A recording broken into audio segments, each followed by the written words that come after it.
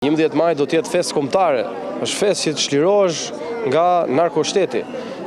Ne do të punojmë gjithë bashkë për 11 maj. Unë ftoj ju, kolegët tuaj, të na bashkohen. Thash, ne nuk jemi perfekt, por ne kemi zgjidhje për problemet që ka shkaktuar ai dhe të jeni më së të sigurt që koha e këtij njeriu ka marrë fund. Qartazi ka një qëllim për censurimin e fjalës lirë, justifikimi për sa i përket mbylljes së TikTokut, tani më ka dalë sheshit që nuk ka asnjë lidhje me vetë platformën.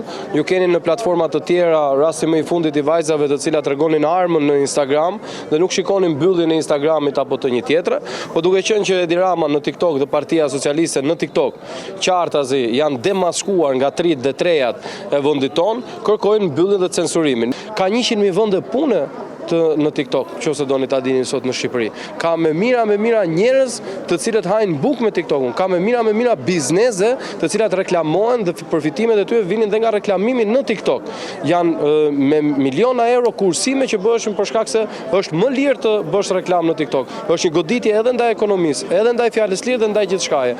Ajo çfarë ka